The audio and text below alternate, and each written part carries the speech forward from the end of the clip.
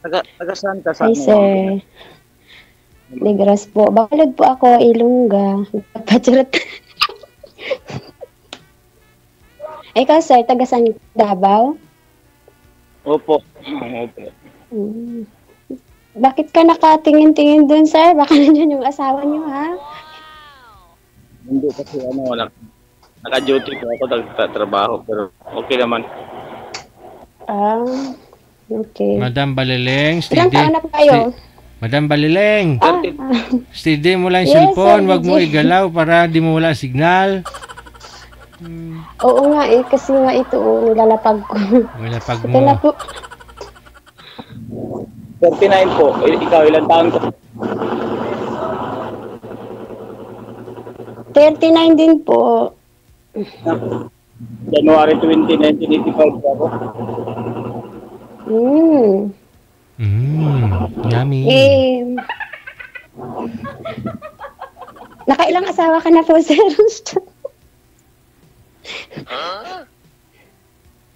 Wala pa naman. Ay, no. Nawawala yung network ko, sir. Hmm. Ilan, may anak po kayo? Opo, Ha? meron po. Ilan po? Meron po, dalawa. Hmm. Mas marami pala sa akin kaysa sa'yo. Sa'yo. Kung magkataon, magiging... sa akin pa, 4. Saan sila lahat? Umina po boses mo, sir. Yung dalawa na sa Maynila, tapos yung dalawa na sa Bacolod po, sa probinsya, sa mama ko.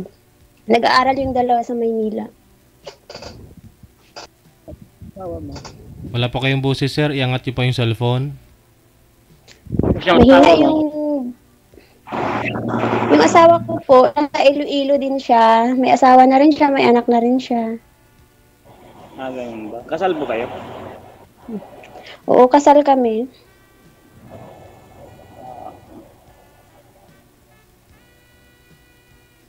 Magtanong mo? Kayo po? Hindi po. Kasal kayo? Hmm. Malaya ka pala, sir. Malaya ka maghanap ng mga asawa mo. Baka dito mo rin matatagpuan. Malaya pala, no? Diyan ka na, natagpuan ka na nga. Eh ako, tagal na kami walay pero natatakot ako kasi syempre kasal kami nun eh. Tsaka may oras din naman yung ano, minsan boring problema, puro ng problema. Siguro kailangan ko rin na mag-charot-charot na. Kala ko ba naman may kinakasama na po yun, ma'am? Sino po? Sabi niyo may kinakasama na po yung asawa mo. Oh, may asawa na siya sa Iloilo. May anak na rin sila isa. Eh naman po pala eh. Ba't ayaw mo pa? Takot ka? Wala lang. Una kasi, medyo natakot pa ako. Siyempre, may time na sumasakit ulo mo sa mga bagay na magpapasok sa relasyon. Tapos, kasi nung huli naisip ko, puro na lang problema dumadating sa buhay ko. Hello? Nayaan ko na yung problema sa akin ngayon. Kaya sabi ko, makitry nga dito, baka makahanap tayo ng laban. Sarap.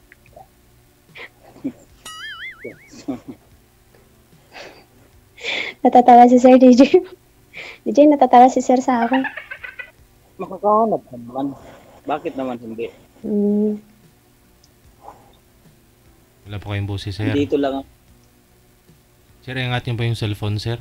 Nawala yung boses mo. Huwag po ipatong yung cellphone. Nawawala. Nawawala po. Yung anak ko, 4 na. Sa'yo, 2 lang. Mukhang talo ka yata, Sir. Baka hindi tayo talo. Okay lang yung dalawa. Okay lang na yung 4. Inyo yun. Lahat ba sa'yo? Nagiging 6 na, no? Lahat ba sa'yo? Oo, nasa akin. Eh, hindi niya naman kukunin. Binibigay ko nga. Ayaw niya. Ayaw niya kasi wala siya pang palamon. Ay, hindi. Palamon sa kanya. Huwag mong ipamigay yung anak mo. Nawawala ka kaya, sir? Hindi, noon lang, nung time na nagka-problema ako sa anak ko, sabi ko, ikaw naman problema dyan, total, tatay ka naman. Kahit yan na lang maitulong mo sa akin, pero wala eh. Iniwan niya din, kaya kinuha ko ulit. Pinadala ko sa Maynila, pinaaral ko doon sa ate ko. Eh, syempre, kayod talaga tayo ng kayod kasi nag-aaral.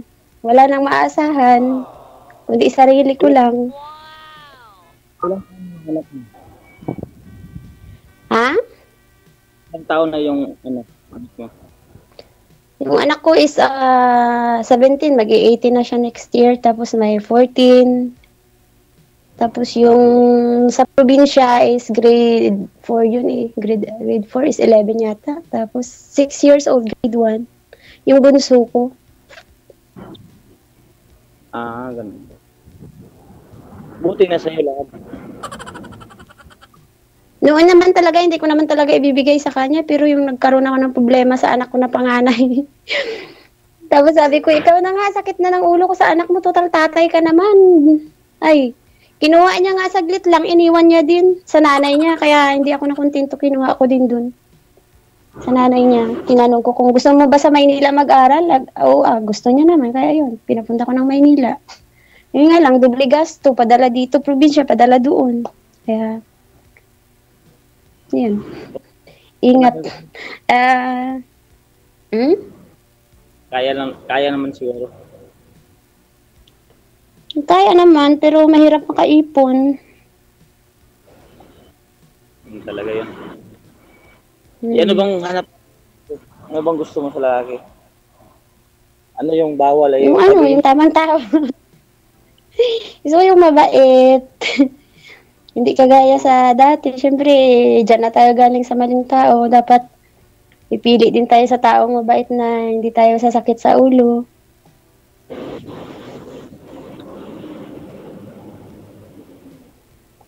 Anong hindi mo gusto sa lalaki?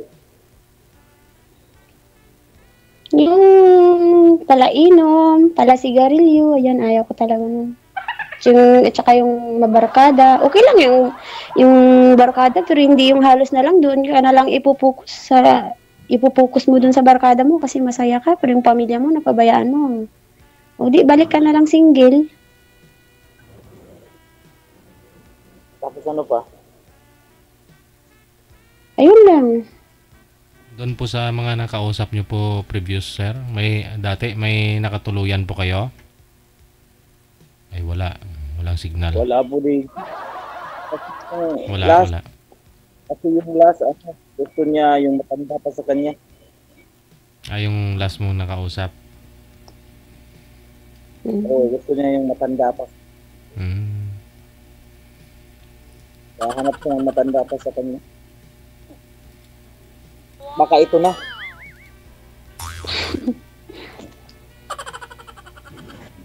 Baka ito na, DJ.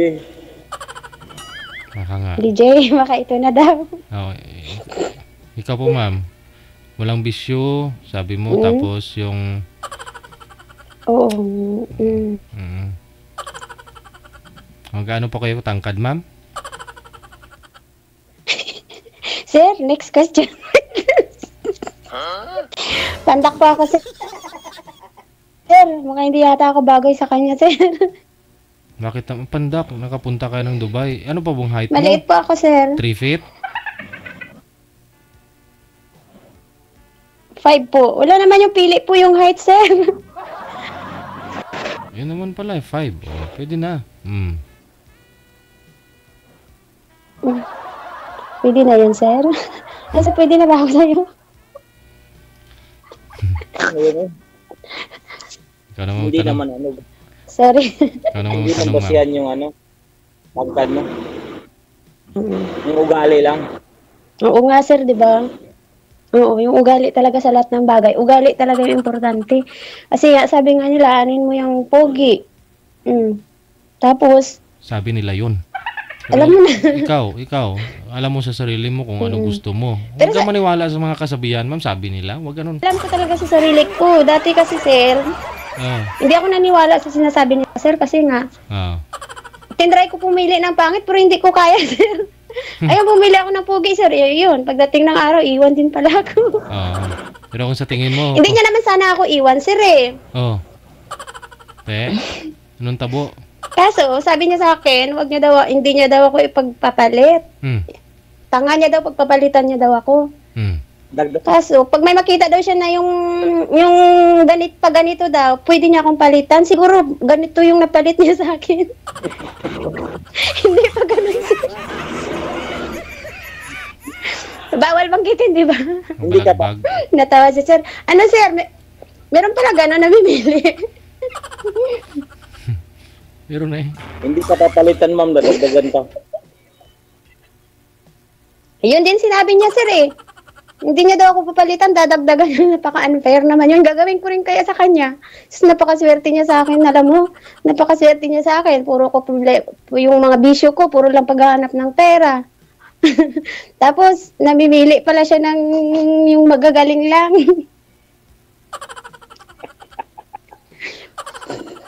Ba't ganun, Kasi- sir? Yung may mga lalaki pala na ganun, sir?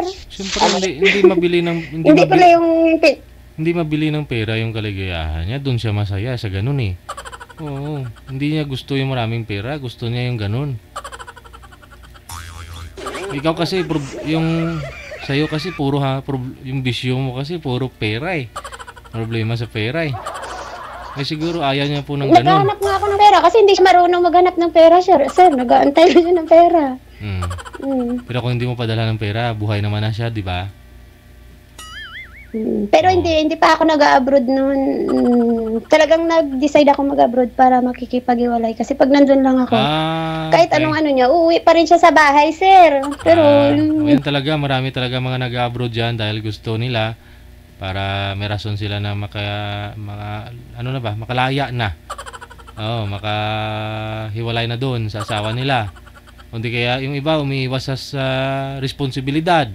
Kaya nag-abroad. Yung iba naman gusto nila maranasan yung single, gano'n. Oh, pero yung iba talaga pumunta ng abroad para maghanap buhay. Para sa mga anak. kasi hindi niya naman kaya, sir. Kahit nandyan ako sa Maynila, ako naman naghahanap buhay. Siya hindi. Sa bahay lang siya.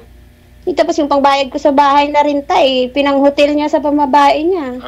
Habol na naman ako ng habol kakabayad. Kakaipon pambayad. Pasaway pala yun, di marunong. Alam niya may bahay na, dalhin niya pa sa hotel.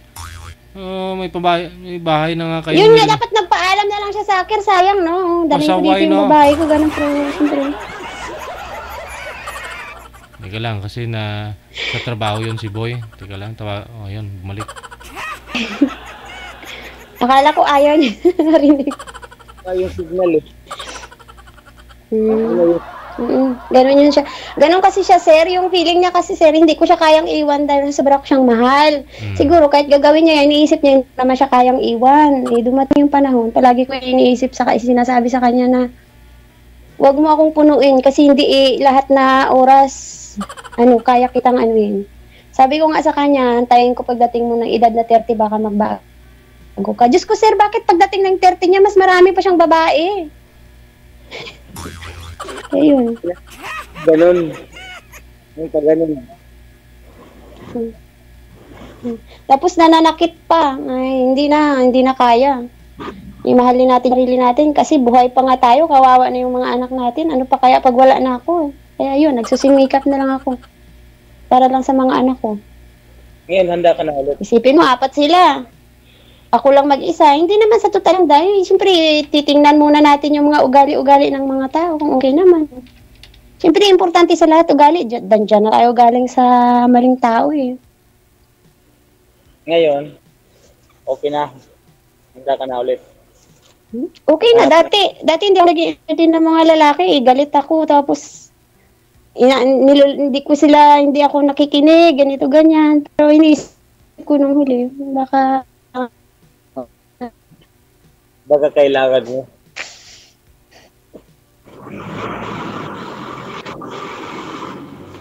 Tapos ngayon.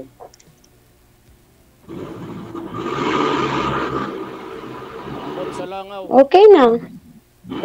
Baka si Sir DJ yung daan papunta sa tamang tao, kaya ako na rin dito. Malay mo, baka ikaw yun eh. Ako ang daan, ang tamang daan para magapunta ka sa langit.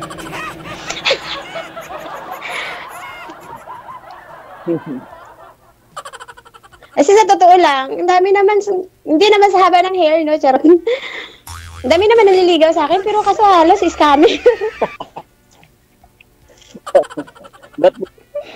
Ba't mo nalaman na scammer? Siyempre, handa naman tayo sa mga ganong bagay. Pagdating na, mahal kita, siyempre, sasakay mo din. Pagdating ng araw, uy, padalan mo naman ako ng pera dito. Anong akala dito? Pera. Ano akala? Kulang ka na nga pera sa anak mo, tapos nag-boyfriend ka lang, problema ng problema niya, wag na lang. Ay sir, ayoko na lang sir, pag ganun. Ano akala mo sa'yo? Mag-withdraw lang? Oo. Kasi halos ngayon, ganun eh. Halos lahat? Halos lahat? Pati ano? Eh di naman, yung napansin ko lang kasi syempre dati, may mga GCC din kami na sinasalita, ma-enjoy yung sarili mo sa syempre yung mindset natin, yan eh. Kung ano klaseng ugali ng tao, ganun. Ino-compare natin, na iba, ganito, ganyan. Eh sabi ko, try ko nga join kay Sir DJ. Sa dami-daming Sa dami-daming ng liga, wala kang sinagot. May sinagot din naman ako, pero yung hindi ko nakikita yung hinahanap ko. Yung ugali ba? Bakit ano ba talagang hinahanap mo? Baka yung hinahanap mo hindi makita. Mabait nga. Marunong umintindi sa lahat ng bagay. Mabait naman ako. Mapagmahal. Baka ikaw na yun. Baka ikaw na yun. Kung ako, okay na ako. Kung ako na yun, okay na ako. Ikaw na bahala sa akin.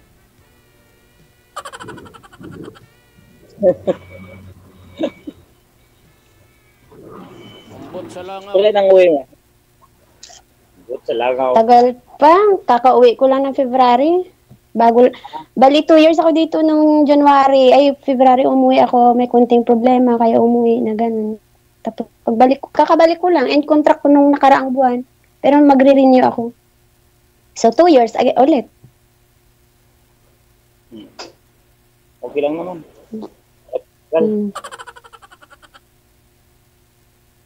Nakikita naman kita palagi. Oh? Paano mo masabi? Nakikita mo ako palagi? Hindi. Ito ka, mag-video call. Di ba?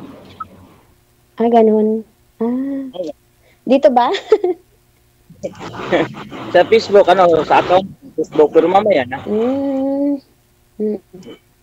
Pwede mahingi.